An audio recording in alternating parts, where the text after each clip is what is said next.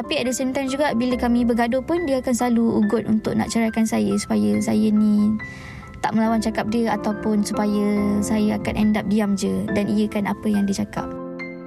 Saya rasa orang senang lafaz cerai disebabkan pertama sekali kurang didikan agama lah. Di mana kau menghilang, oh sayangku, titik-titik mana.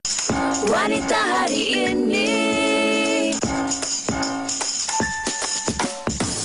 wanita hari ini bijak mengatur, mengurus mata wantanya, usahawanti, ibu istri permaisuri.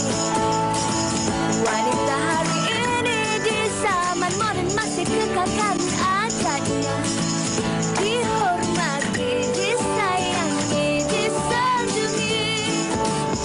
Wanita hari ini. Assalamualaikum, salam ceria kepada anda penonton setia Wanita hari ini. Kami kembali untuk siaran tengah hari anda tanggal 29 Disember 2022 bertemankan saya dan juga Uyaina. Uyaina, tinggal berbaki beberapa saja hari lagi kan? 2 hari saja lagi Yana untuk kita melangkah ke tahun 2023. Diharapkan semangat kita yang lebih-lebih ni kan, semangat positif, semangat keceriaan kita tu kita bawa kepada tahun baru. InsyaAllah, harap-harapnya begitulah juga. Okey, kami harapkan anda semua sihat-sihat selalu, ceria-ceria selalu. Dan macam Mbak kata Fatin tadi kan tinggal 2 hari sahaja lagi. Kalau masih ada lagi azam yang belum tertunas untuk tahun 2022 ni, tak apa, insyaAllah kita boleh carry forward ke tahun hadapan. Dan Fatin, saya sebenarnya kan untuk siaran hari ini, saya sangat-sangat gembira sebab pagi tadi saya baru sahaja dapat berita yang cukup menggembirakan oleh rakan baik saya yang baru sahaja memberitahu kami yang dia sudah mengandung 6 minggu. Dan pasangan ini sebenarnya dah tunggu selama 4 tahun tau Fatin. Dan saya rasa ini juga yang saya nak berikan semangat kepada pasangan di luar sana yang tak kira lah berapa tahun anda sudah mendirikan rumah tangga, bertahun-tahun lamanya menanti untuk kehadiran cahaya mata. InsyaAllah Allah itu Maha Pemurah akan diberikan pada saat dan ketika yang tepat. Ya, tanya kita ucapkan. Dan kita juga Yana hari ini nak mengambil kesempatan dalam kita bersuka-suka, dalam kita menghabiskan cuti hujung tahun kita kan, kita tak lupa juga lah untuk sahabat-sahabat dan juga saudara-saudara kita yang sekarang ini berada di kawasan-kawasan yang dilanda bencana banjir. Tapi ini sesuatu yang saya kira kabar berita kerana 53 mangsa banjir lagi huni PPS. Kalau boleh kita kongsikan di Kuala Terengganu, Masjid Kampung La di Hulu Besut menjadi pusat pemindahan sementara PPS terakhir yang masih lagi dibuka bagi menempatkan mangsa banjir di daerah itu. Kalau mengikut laporan Sekretariat Jawatankuasa Pengurusan Bencana Negeri Terengganu, ni setakat 8 pagi tadi, tinggal 53 mangsa sahaja Yana, membabitkan 12 keluarga masih lagi berlindung di PPS berkenaan. Ini sesuatu yang kira melegakan kita jugalah. Kita harapkan dipermudahkan urusan mereka dan sama-sama boleh dengan kata semangat baru melangkah ke tahun baru. Betul. Kalau kemarin kita kongsikan tentang kes mangsa yang semakin menurun di Kelantan, hari ini dengan gembiranya kita kongsikan tentang penurunan kadar mangsa di Terengganu pula. Alhamdulillah. Dan bercakap tentang musim banjir ni kan Fatin, saya kira wajar juga untuk kami ingatkan tentang pembiakan nyamuk Aedes, tempat-tempat yang mungkin berpotensi. Okey, pastikan tiada air bertakung pada barang yang akan dikitas semula dan di atas kanvas yang digunakan untuk menutup barang yang disimpan. Tiada Aedes, tiada denggi, chikungunya dan juga Zika. Maklumlah Fatin, bila kita bercakap tentang musim banjir ni kan, kadang-kadang kita terlalu fokus terhadap keadaan banjir dan sebagainya, tetapi kita mungkin terlupa sedikit tentang penyakit-penyakit yang mungkin berpotensi dibawa disebabkan oleh banjir itu sendiri. Ya, sama-samalah kita terus caknakan tentang persekitaran kita di mana saja kita berada. Baik, Yana. Ini sesuatu yang mungkin Yana suka, saya pun suka. Ya, sebab awak sangat fashion hari ini. Hari ini awak pun apa kurangnya. Dan hari ini sebenarnya Yana kita nak kongsikan kalau ada azam baru, pastinya kita nak tukar kita punya yang kata fashion yang baru. Fashion juga yang baru. Dan dengar kabar designer ni, mereka fashion ni sudah pun berada 10 tahun di dalam industri. Okey, kita nak kongsikan Yana antara koleksi-koleksi dan lebih menarik lagi Yana sebab dia berkonsepkan teater. Kalau anda nak tahu, jom kita saksikan. Fashion show teater? Ya. Macam mana tu? Kashfi Zulkifli, nama yang tidak asing lagi dalam industri fashion tanah air. Setelah sedekad berada dalam industri fashion, baru-baru ini beliau tampil dengan pertunjukan fashion bersempena tahun ke-10 berada di dalam arena ini. Satu nama yang dipilih untuk pertunjukan fashion kali ini bukan sahaja menampilkan busana rekaan beliau tetapi turut menampilkan konsep yang unik. Okay, actually event ni saya dah langka lebih, orang kata lebih lah daripada jangka 10 tahun. Di mana saya memang dah berhajat lama saya nak buat fashion show. Actually fashion show kali ni saya buat, saya sebenarnya nak sesuatu yang orang kata bagi rasa pada penonton dalam satu pentas, satu rasa, satu hati. Maknanya bila orang tengok show tu, orang ada satu perasaan yang kita sebenarnya sama. So, no matter berapa besar, berapa tinggi level kita, sejauh mana kita pergi, actually we are the same. So, saya sebenarnya meletakkan ini adalah satu pentas yang mana kita nak semuanya bersama-sama. Itu niat saya sebenarnya untuk satu. Sudah pasti setiap mereka fashion mempunyai cabaran tersendiri untuk memberikan kelainan dalam setiap hasil rekaan. Begitu juga dengan Kashfi yang tidak ketinggalan menghadapi pelbagai cabaran untuk mengekalkan jenamanya selama sedekad ini. Mengekalkan Kashfi Zulkifli itu sendiri sebenarnya. So bila dalam mengekalkan brand sebenarnya of course kita ada up and down dan kita sebagai ketua and leader kepada semua kita punya team and nak bergerak selama 10 tahun, saya rasa cabaran saya kita haruslah macam leadership perlu ada, macam mana kita bimbing team kita and then macam mana saya give back to society, and ini adalah satu benda yang saya rasa saya suka nak buat, tetapi saya rasa it's a process untuk kita faham. Kalau saya rasa saya kekalkan momentum yang sama dan kreativiti itu kita buat dalam masa yang sama, kita tanpa henti, insya-Allah semuanya baik. Selain daripada itu, pertunjukan kali ini juga turut menampilkan kepelbagaian rekaan yang unik dengan meletakkan personaliti dan karakteristik seseorang itu dalam setiap busananya. Saya untuk brand Kashfi Zulkifli sebenarnya saya ada banyak permintaan mereka yang dari segi fashion dia suka sesuatu yang bold, sesuatu yang unik, sesuatu yang lain.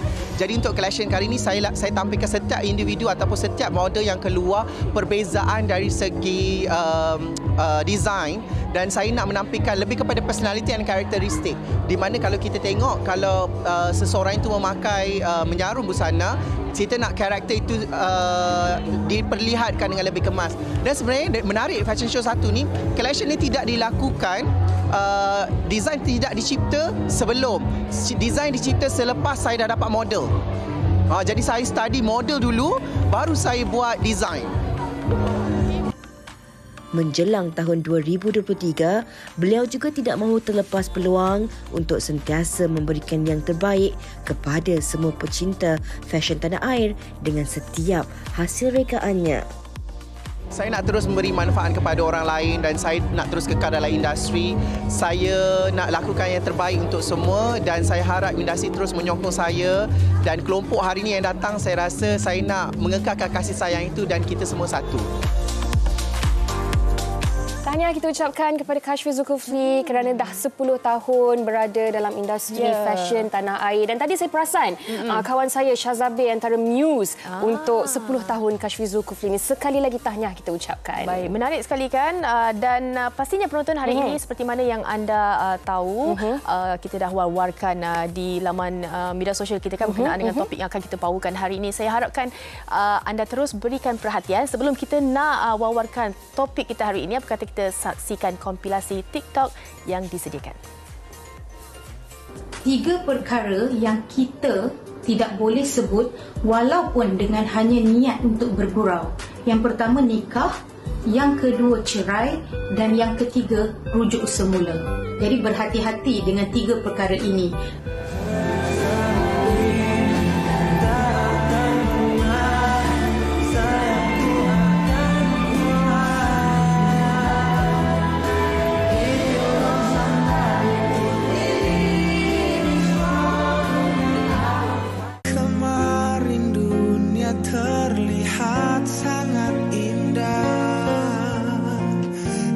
Denganmu merasakan ini semua.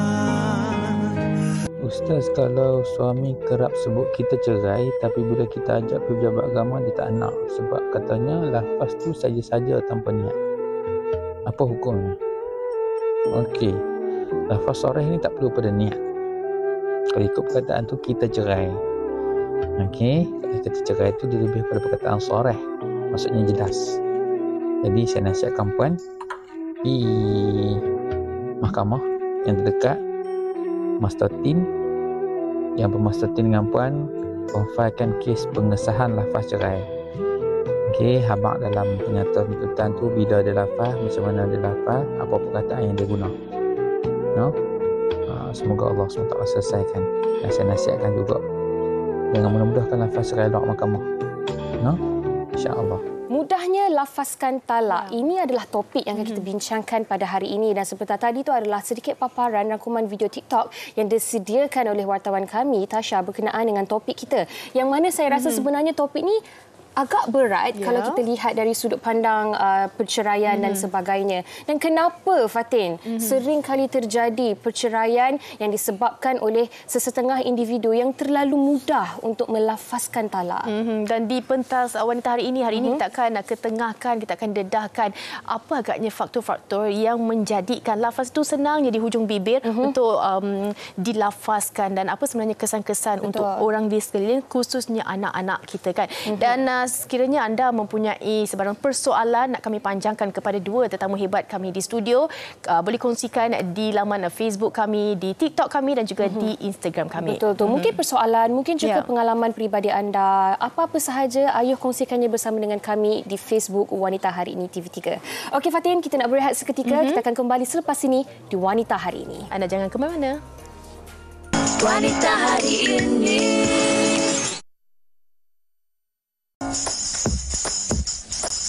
Wanita Hari Ini. Faktor yang mungkin memudahkan seseorang tu melafazkan cerai dengan mudah sangat mungkin sebab kekurangan ilmu. Jadi memang wajib kita untuk menuntut ilmu, apa tanggungjawab kita sebagai seorang suami, apa tanggungjawab sebagai seorang isteri. Benda tu semua perlu ada perbincangan yang baik antara korang supaya masalah cerai ni tidak mudah dilafazkan begitu saja. Salah satu sebabnya ialah PJJ. Suami dekat utara, isteri dekat selatan. So masing-masing boring, media sosial lagi, banyak macam-macam pengaruh kawan-kawan lagi menjadikan mereka bercerai. Terutamanya rakan sekerja, rakan sebaya, hasutan, keuangan yang tidak mencukupi kan, boleh menjadikan punca perceraian lah pasangan sekarang. Pasangan terlalu muda pun ia juga. Kahwin terlalu muda, tak ada pengalaman, tak ada keuangan yang kukuh. Saya rasa orang senang lafaz cerai disebabkan pertama sekali kurang didikan agama lah. Masa sebelum kahwin, kehidupan dia senang. Selepas kahwin, dia punya ekonomi pun dalam masa 10 tahun yang awal tu turun naik ekonomi. Kadang-kadang dengan PKP lagi boleh menyebabkan orang senang beremosi, disebabkan emosi tu lafaznya cerai. Itu antara kata-kata orang ramai berkenaan dengan topik yang akan kami bawakan hari ini, mudahnya melafazkan talak. Dan pastinya kita tak nak menuding jari kepada sesiapa yang nak, tetapi di sini kita nak mengetengahkan lebih informatif berkenaan dengan apa kesan, bagaimana untuk kita elakkan dan juga bagaimana sebenarnya punca melafazkan cerai ataupun mudahnya kita melafazkan cerai ataupun dari sudut pandang suami isteri itu sendiri kan. Kita nak ketengahkan hari ini ya nak. Berat topik yang kita bincangkan pada hari ini. Harap anda semua dapat bersama dengan kita selama 1 jam ini. Dan tanpa melengahkan masa lagi, elok kalau saya perkenalkan dua orang tetamu yang sebenarnya tak asing lagi di set Wanita hari ini. Pertama sekali kita bersama dengan Ustazah Teknologi Siti Fatahiyah Mahamud yang merupakan seorang perunding motivasi wanita dan keluarga dan Ketua Unit Akademi Pengajian Islam Contemporary UITM. Apa khabar Ustazah? Alhamdulillah. Sihat Ustazah? Sihat.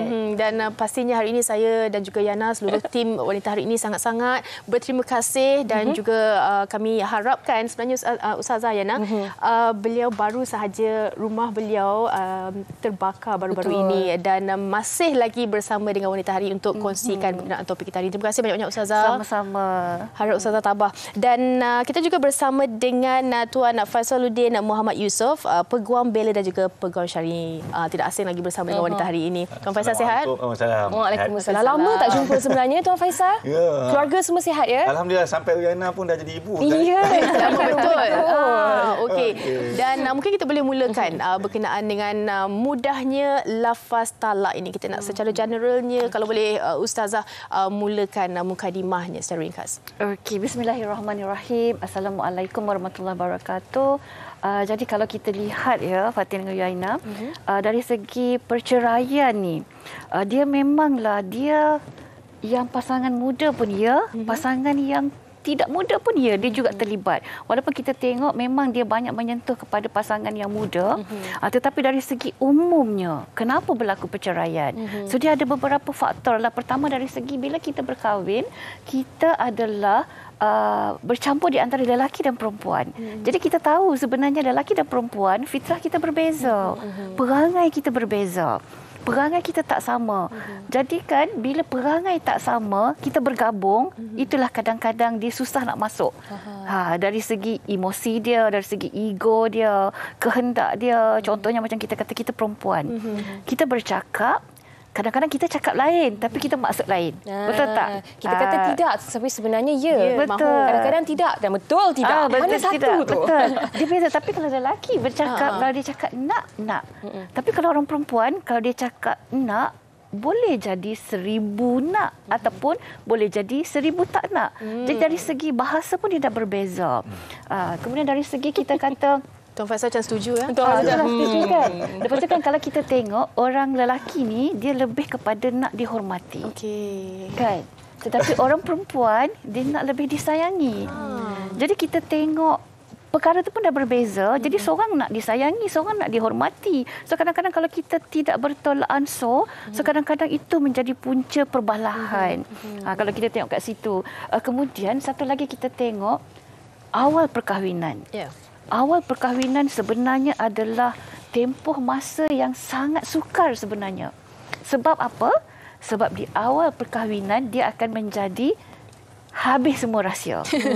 Dalam tahun pertama, 2 tahun pertama, kita dah tak boleh tutup dah. Kalau sebelum berkahwin kita cuba untuk jadi yang terbaik.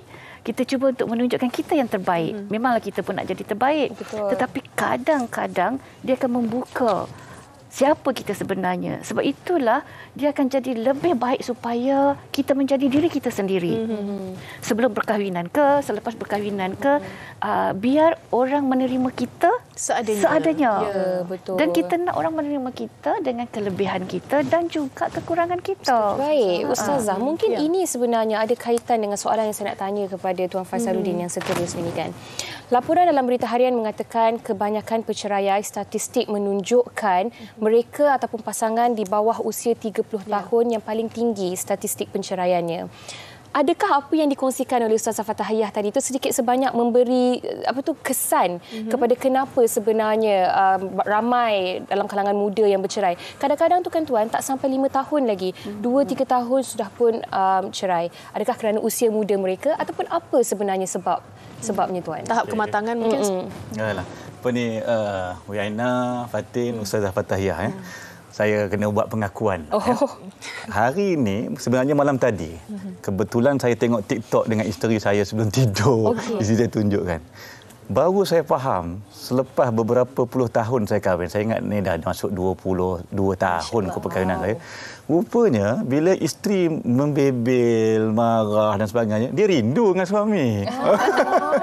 Saya baru tahu kan. Itu betul kata Ustazah tadi.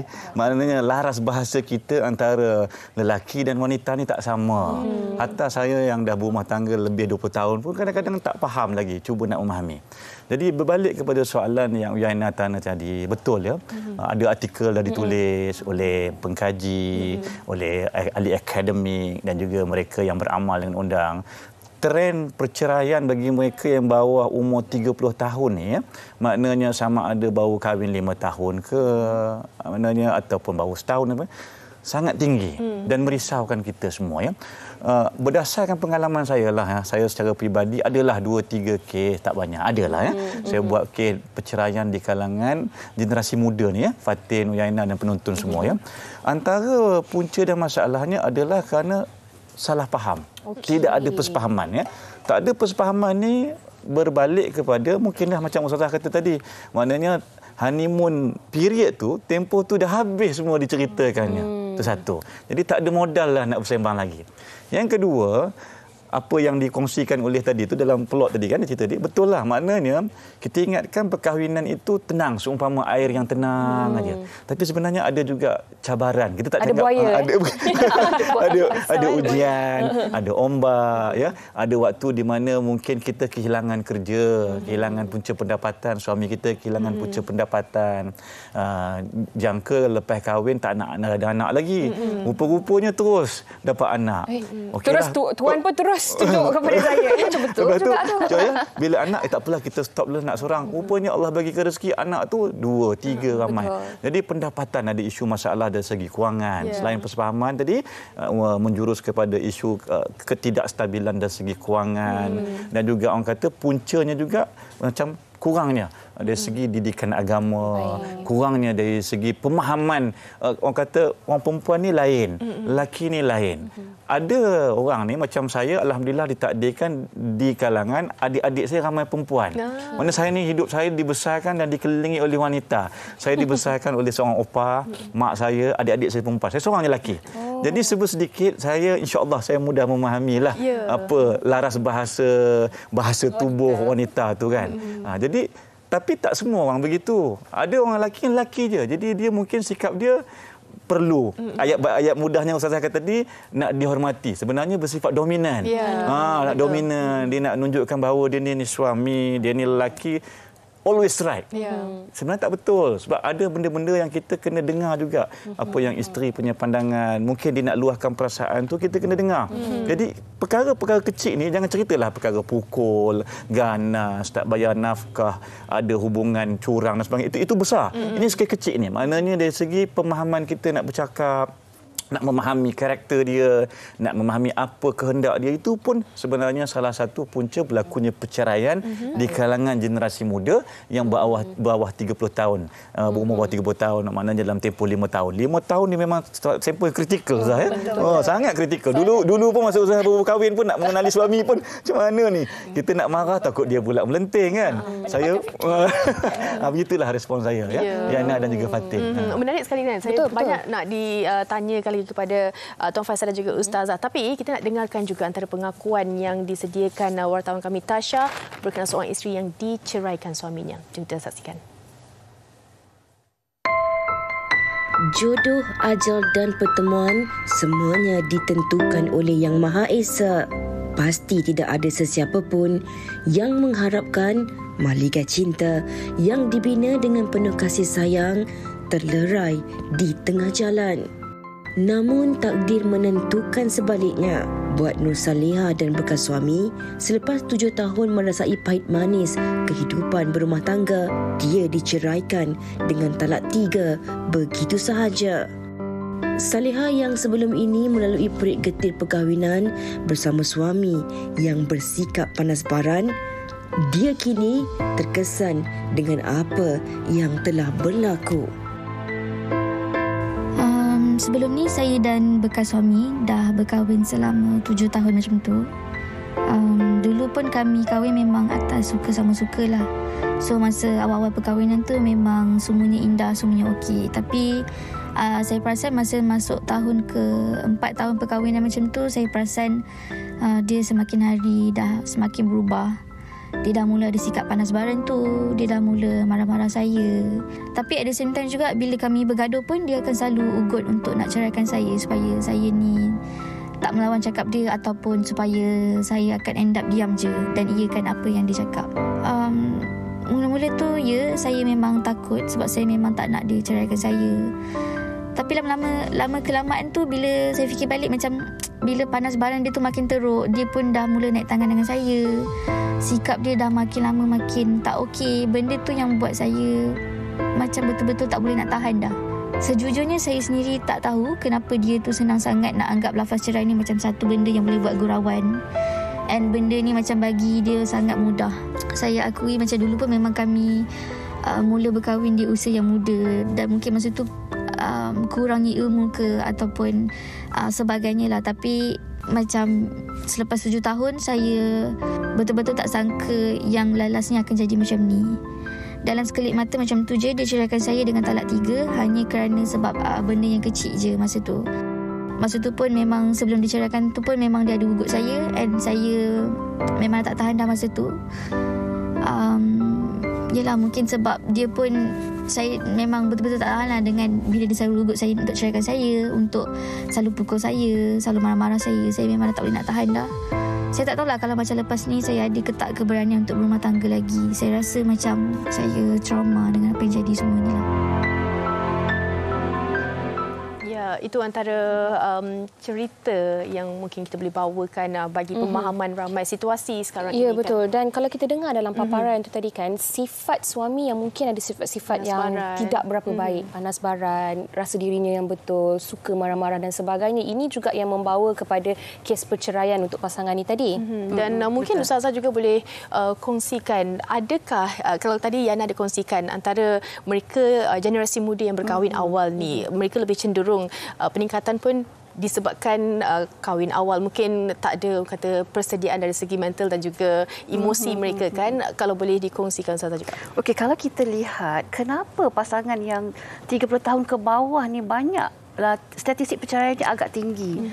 Dia mungkin kita boleh lihat dari segi satu aspek, iaitu sifat-sifat ataupun generasi orang muda. Okey, generasi orang muda ni kalau kita lihat mereka ni, pertama dia adalah, mungkin kita lihat dia masih fragile ataupun agak rapuh sedikit.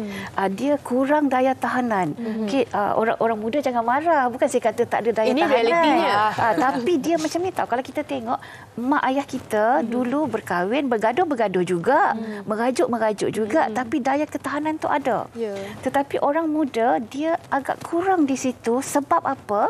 Sebab dia bersifat kalau buat apa-apa dia nak cepat. Orang muda kalau kita nak emergency punya decision, keputusan yang cepat bagus. Sebab dia akan bagi cepat keputusan dia. Cumanya kita takut bila dia cepat, dia tak berfikir panjang. Yang tu yang akan kita takut makin kronik. Sebab apa? Sebab kita kata, dia mungkin akan kata kami bercerai cara baik. Itu statement yang biasa, kenyataan yang biasa. Kalau bercerai cara baik, baik tak payah bercerai. Jadi itu yang kita nak, supaya cuba untuk cari kekuatan untuk pertahankan rumah tangga kita. Yang tu yang kita nak tu. Betul, Ustazah. Kalau bercakap mengenai pertahankan keluarga, Yana, sewaktu PKP dulu, pernikahan meningkat. Selepas PKP banyak pula penceraian meningkat. Ini pun salah satu faktor juga kan. Baik. Dan mungkin Tuan Faisal boleh kongsikan juga dari segi perundangannya kan Tuan. Kalau kita melihat untuk kita letakkan, sebenarnya bercerai ini adalah sesuatu yang cukup berat. Lafaz cerai itu sendiri adalah sebenarnya membawa 1001 tanggungjawab dan juga kesan kepada kedua-dua individu ini tadi. Kalau mereka, suami dah melafazkan cerai, katalah bulan lepas melafazkan cerai. Kemudian mereka kata dah rujuk balik, tetapi sesama mereka sahaja. Kemudian ke depannya tu berlaku lagi lafaznya cerai lagi. Berlakunya lagi dan lagi. Dan perkara ini berterusan. Apakah kesannya Tuan? Dan adakah sebenarnya lafaz cerai itu tadi sah dan dikira sebagai cerai? Sudah berlakunya cerai? Terima kasih. Bagus sangat soalan ni. Ialah waktu masa kita dilanda pandemik COVID, mahkamah pun tutup. Jadi bergaduh, boleh kata di sebalik kata ramai yang bernikah, kadang-kadang bergaduh setiap hari pun ada sebab tak boleh keluar kan.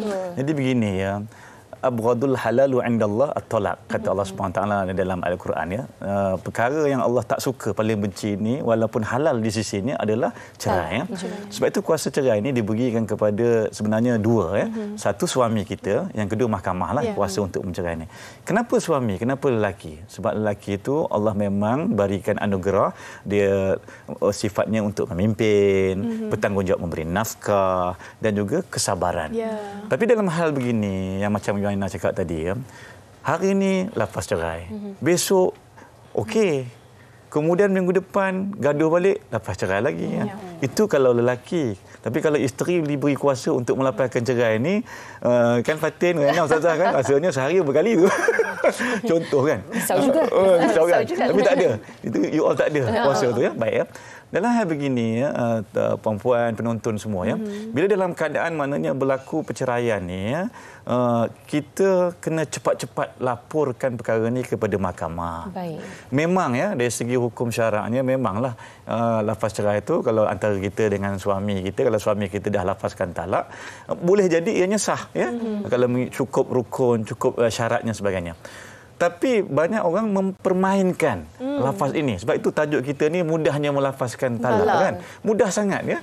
Seolah-olah kata macam beli barang, gaduh. Cerai ini perkara lain. Dia bukan hari ini gaduh, lepas tu boleh baik. Merajuk boleh baik. Tak, dia melibatkan hukum. Jadi dalam perkara ini banyak ya berlaku di kalangan masyarakat kita. Saya tak ada semualah. Tapi ramai ya.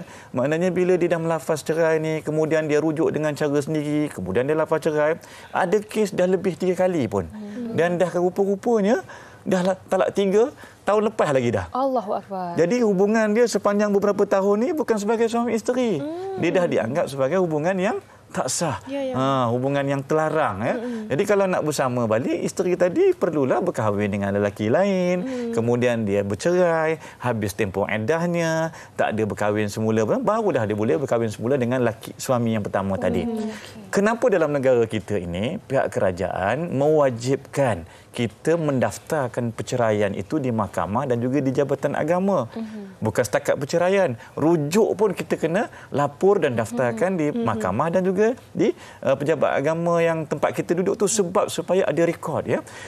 Kita ni sebagai manusia ni, memang kita ni orang kata satu ciptaan Allah SWT yang sangat hebat, dahsyat ya. Tetapi kita ada kelemahan.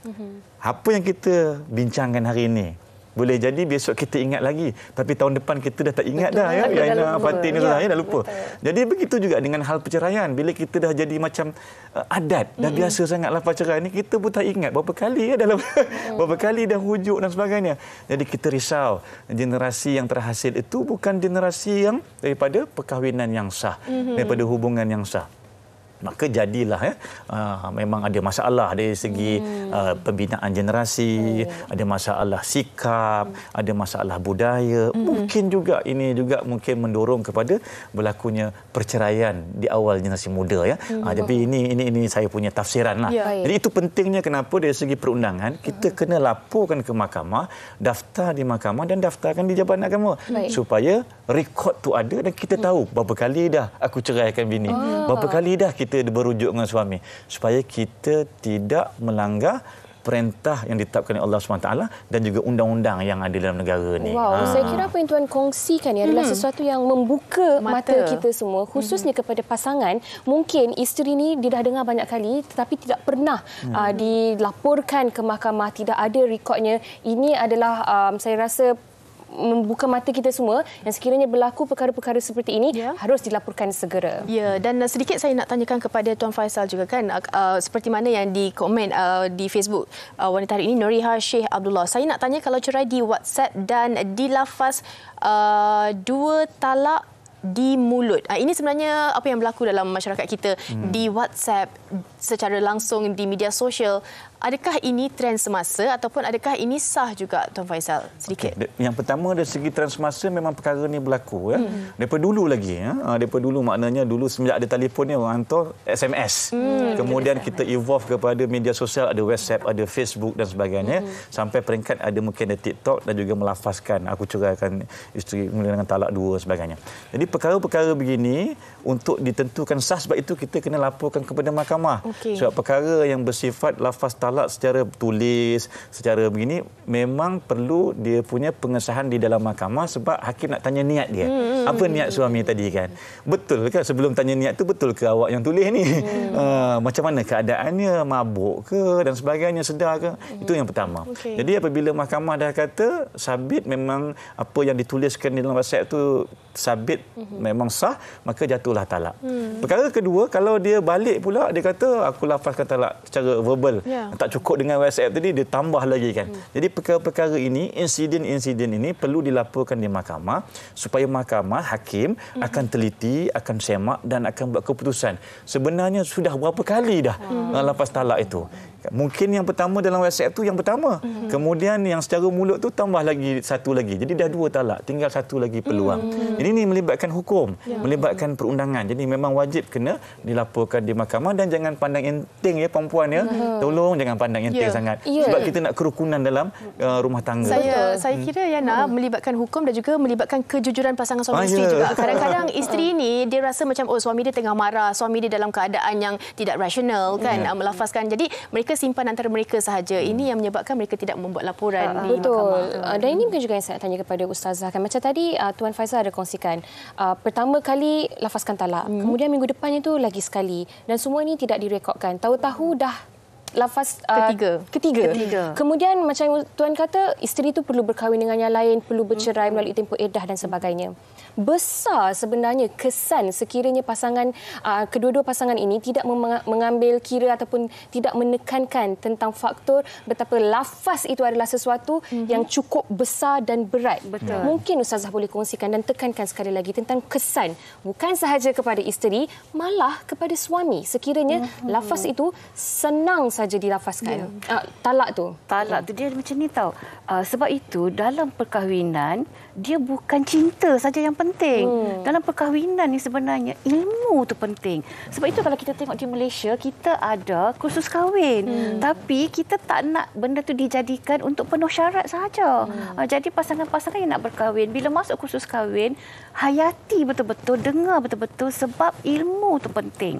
Sebab dia memberi kesan macam yang Tuan Faizal sebutkan tadi, kadang-kadang tak buat laporan. Sebab tak apalah, malas. Tapi dalam segi hukum, kiraan tu adalah sangat penting. Sebab kita nak tahu talak 1 ke, talak 2 ke, talak 3 ke.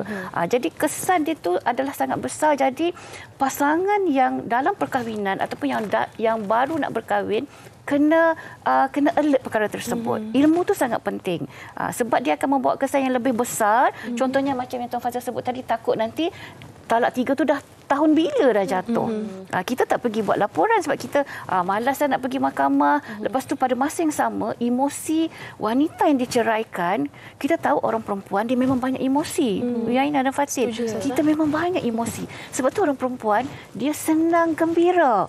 Tengah-tengah dia gembira, dia boleh sedih. Tengah-tengah sedih dia boleh jadi okey. Kadang-kadang dia boleh je. Kadang-kadang suami dia balik, kan suami balik dengan muka senyum, kita nak buat hal. Sebab apa, kita boleh teringat macam-macam. Tapi suami ni duk fikir apa salah aku ni. Dia macam merasa tak ada bersalah. Dia tiba-tiba nak buat hal. Suami ni macam nak perhatian. Jadi wanita yang dalam keadaan biasa memang banyak emosi. Tapi bila dalam keadaan tertekan, dia lagi banyak emosi. Jadi emosi dia ni sama ada dia nak pergi fight lagi kat mahkamah ataupun malahlah dia dah tak nak aku, dah lah biarlah aku nak teruskan hidup aku. Yang tu tak boleh jadi. Jadi sebagai wanita kita memang kena tanamkan dalam diri kita, padatkan dalam diri kita ilmu ni tentang perkahwinan. Dan sama juga dengan lelaki, kena tahulah. Sebab mereka yang nak lafazkan talak. Kan kalau kita kata tadi, kenapa dekat WhatsApp saja? Kenapa nak DM nak menceraikan? Sebab sekarang kita lihat dari segi teknologi yang ada. Itu adalah medium komunikasi. Jadi sebab itulah kita tengok banyak kes melalui DM pun boleh bercerai. Sebab diorang bergaduh dekat DM. Diorang bergaduh dekat Instagram. Kenapa dekat WhatsApp je boleh lafaz cerai? Sebab diorang bergaduh dekat dalam tu. Jadi sebab itulah kita tengok banyak channel-channel perceraian, komunikasi tu berlaku, tapi kita kena kuatkanlah semangat kita. Kesan dia besar, apatah lagi kalau kita tengah mengandung ke, ataupun dah ada anak ke. Kan sebab mak ayah ni, itu memang keputusan mak ayah. Tapi tolonglah ibu ayah yang di sana. Kalau ada apa-apa masalah, cuba pertahankan sehabis baik, terutamanya untuk siapa? Cahaya mata kita. Cahaya mata kita, anak-anak kita. Walaupun kita kata kita bercerai, tapi kesan kepada mereka tu ada. Dia memberontak dalam diam. Jadi kita tak nampak benda tu. Jadi itu yang bahaya. Cuba pertahankan, tetapi pada masa yang sama cuba perbetulkan apa masalah yang sedang berlaku dalam hubungan tu untuk suami dan juga untuk isteri. Baik. Dan Tuan Faizal, kita sebenarnya banyak lagi soalan, tapi kita kesuntikan masa. Dan secara ringkasnya mungkin Tuan Faizal boleh kongsikan antara tindakan para isteri ini selepas dijatuhkan talak, kadang-kadang disebabkan awak keluar rumah jatuh talak. Kadang-kadang ada disebabkan kes-kes yang mungkin nak selesaikan anak dan sebagainya, terjatuhnya talak itu. Mungkin apa yang mereka perlu lakukan selepas jatuhnya talak tu? Gini ya, perempuan yang pertama jika mengalami keadaan begini, bertenang. Jangan cepat membuat reaction yang tak munasabah ataupun yang bukan-bukanlah. Cuba tenang. Tapi saya tahu sukar sebenarnya, emosi macam-macam kan. Baik.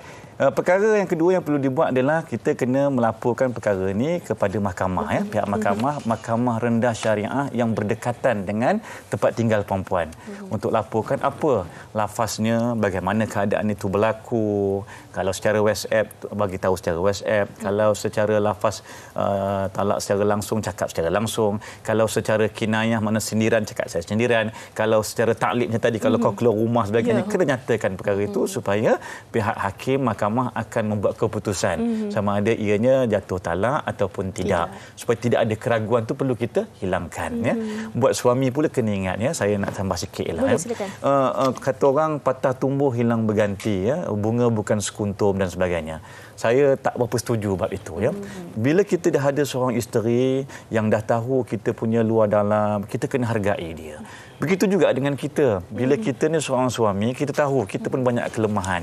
Saya bukan nak membela sangat isteri sebab saya tahu ramai juga isteri-isteri yang ada silap sedikit. Ya. Tetapi kita dah kenal lama. Kita dah kenal dalam proses kenalan tu macam-macam, ya. Kita kata rahsia, memori indah, apatah lagi kalau ada anak. Maka dalam perkara ini kita jagalah hubungan tu. Sebab mudaratnya apabila berlaku perceraian ni bukan antara dua pihak, ya. Dua pihak saja. Apatah lagi kalau sebab tu sebab yang kecil-kecil. Tetapi melibatkan anak, melibatkan hubungan dua keluarga yang besar, tempat kerja dan sebagainya, dan banyak kes mengganggu kehidupan mereka yang terlibat tu pada akan datang. Jadi bersabar, tabah.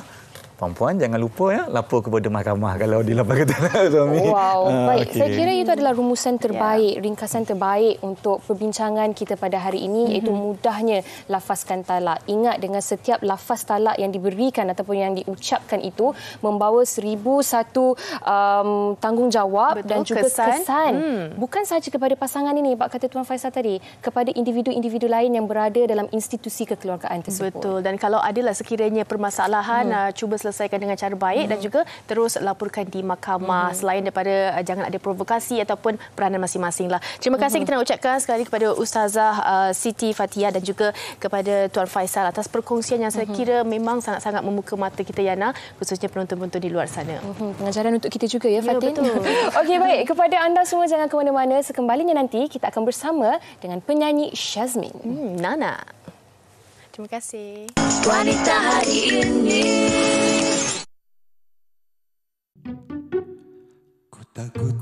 Ku takut cinta.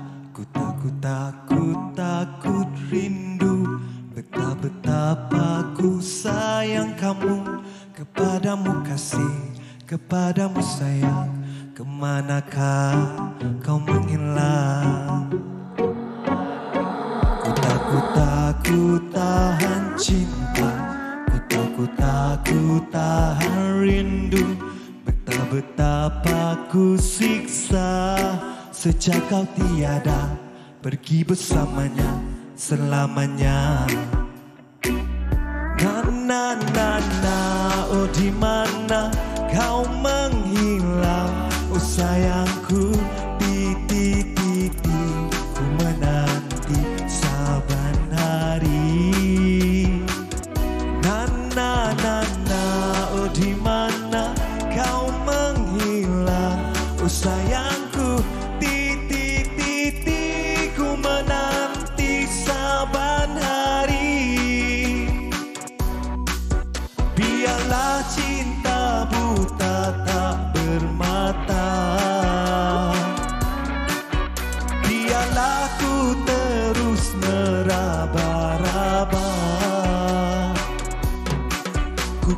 Ku coba melupakan dia, kau tuduh aku buaya.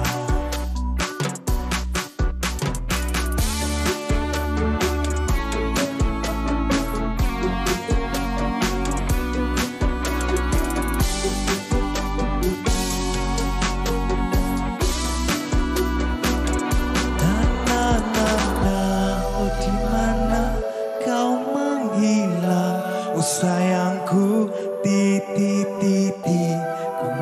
menanti saban hari.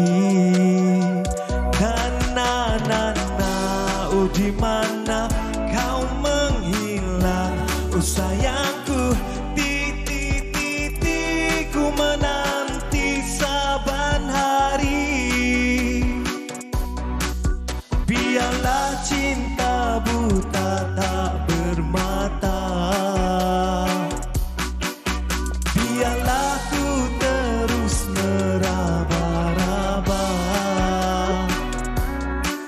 Ku coba melupakan dia, kau tuduh aku buaya. Ku coba melupakan dia, kau tuduh aku buaya. Saya buatkan Nana untuk awak. Nana? Saya Yana. Yana, bukan Nana. Ini sebenarnya awak cari kan? Ini dah berpunya. Ini dah berpunya. Okey. Tapi menarik sekali lagu yang dibawakan. Kalau tadi kita dah bawakan topik berat, hari ini kita nak bersembang-sembang juga. Kita nak tahu juga antara nafkah terbaru daripada Syamin. Nana sini sikit. Okey, mungkin boleh kongsikan tentang lagu Nana ni. Lagu Nana ni adalah... Siapakah Nana tu? Nana ni yang diceraikan tadi. Oh! tak. Dia bergurau. Nana ni adalah kisah percintaan lah. Percintaan yang cemburu, lepas tu dia gantung hubungan tu. Oh, sesuai sangat. Cok, adakah Nana ini insan sebenar dalam hidup Syazmin sebelum ni ke macam mana? Oh, rekaan lah ya? Rekaan lah. Biarlah rahsia. Dan tunggu next song. Dia dah tease lah. Okey, idea kalau kita tengok genre-nya lebih catchy, liriknya pun tak terlalu berat kan. Adakah ini ada Syamin sendiri ataupun siapa di sebalik lagu ini? Lagu ini sebenarnya adalah collaboration pertama saya dengan komposer baru MKS dengan Akmal. Jadi lagu ni saya suka sebab dia fast. Lepas tu lirik dia pun simple je kan, Nana. Nama tajuk dia pun simple, Nana. Macam tu je. Okey, tapi Syazmin, lagu Nana ni bukan lagu pertama untuk Syazmin, bukan single yang pertama. Dah ada lagu-lagu sebelum ni, betul? Ada yang single yang keempat. Ada lagu-lagu sebelum ni. Dan kini mempertaruhkan lagu Nana. Adakah Syazmin sebenarnya masih lagi mencari genre ataupun rentak bagaimana yang sesuai dengan imej seorang Syazmin, ataupun sebenarnya memang dah jumpa dan akan terus menghasilkan lagu-lagu sebegini? Lagu-lagu sebegini memang jadi forte awak lah. Mungkin lagu selepas ni macam ni juga. Sama juga genrenya. Tapi mungkin ada juga idea untuk berduet ke? Kalau berduet dengan siapa agaknya pilihan Syamin? Kalau artis lah. Artis. Lelaki perempuan. Oh, nak artis duduk. boleh. Satu lelaki, satu perempuan. Siapa agaknya? Asalkan bukan Fatin dan Uyaina je. Kalau perempuan mungkin Fazura. Orang Pang. Okey. Orang Pang. I see. Okey, kalau lelaki? Kalau lelaki mungkin... Kalau Fazura takkan Fatah Amin tak Hale Husaini. Hale Husaini. Okey. Fazura dan Hale Husaini. Mana kita nantikan? Mana tahu dengan... suami. Raja Syahiran. Why not? Dia boleh rap lah. Boleh juga. Okey, baik. Syazmin, mungkin nak kongsikan kepada penonton semua social media, ada peminat-peminat, mungkin ada sepatah dua kata nak cakap kepada mereka seringkas ni. Okey, untuk yang baru tahu lagu Nana ni, boleh tonton lagu Nana ni di YouTube, Universal Music Malaysia. Lepas tu boleh Spotify, Joox semua. Streaming lah. Semua platform digital lah ya. Kalau di YouTube tekan Nana Syazmin. Ya, betul. Kalau Instagram Syamin pula? Instagram saya ada juga Instagram dengan TikTok lah. Okey, Syazmin. Complicated sikit. Okey, sebut namanya apa? Eja. THSZX. Tak sempat lah. THSH. Taik je Nana. Okey, baiklah. Okey, terima kasih Syamin atas lagu terbaru ini. Kita harapkan lebih terbang tinggi, keluarkan lagu-lagu menarik kan. All the best Syazmin. Dan penonton, kita ingin berehat seketika, kembali selepas ini di Wanita Hari Ini. Saya suka awak panggil penonton. Wanita Hari Ini. Wanita Hari Ini.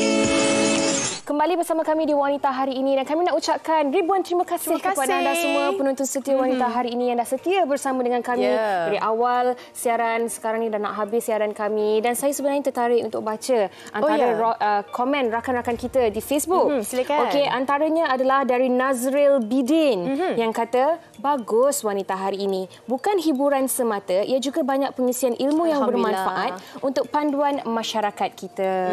Dan ini sebenarnya kami harapkan kita sama bersama-sama dari wanita ke wanita dan kita sebarkan antara positivity dan juga manfaat kepada penonton-penonton. Dan terima kasih banyak-banyak atas perhatian anda untuk 1 jam ini. Dan esok kami kembali untuk hikayat perkahwinan. Saya suka topik ini.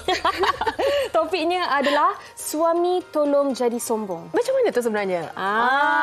Ini sebenarnya kata-kata daripada isteri lah. Suami tolong jadi sombong sikit supaya jangan mudah nak melayan orang ke melayan sesiapa yang bukan selain daripada isteri. Jangan terlalu peramah dengan wanita lain. Jangan terlalu nak menolong wanita lain.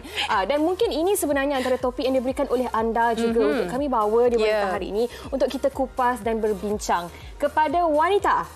Adakah anda bersetuju dengan topik ini iaitu suami tolong jadi sombong?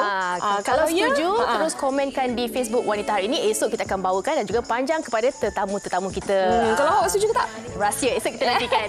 Terima kasih sekali lagi kepada anda. InsyaAllah kita jumpa lagi esok. Terus jaga diri anda. Kita jumpa lagi. Assalamualaikum. Stay safe semua. Bye. Dia Pusawati aliran masa kini dia penyambung warisan Sri Kandi. Dia lemah lembut baik budi pekerti, tapi cekal hati dia tabah berani pendidik puteri dalam hal jati diri. Dia permaisuri kepada si suami, kepada anaknya dia ratu di hati. Tunggak keluarga, kalau bukan dia siapa lagi? Wanita hari ini bijak mengatur mengurus mata wataknya. Ushawati ibu istri permaisuri. Wanita hari ini di zaman modern masih kekalkan adatnya. Dihormati, disayangi, disanjungi. Dia Usawati aliran masa kini. Dia penyambung warisan Sri Kandi. Dia lemah lembut baik budi pekerti, tapi cekal hati dia tabah berani pendidik puteri dalam hal jati diri. Dia permaisuri kepada si suami, kepada anaknya dia ratu di hati. Tunggak keluarga, kalau bukan dia siapa lagi? Wanita hari ini bijak mengatur mengurus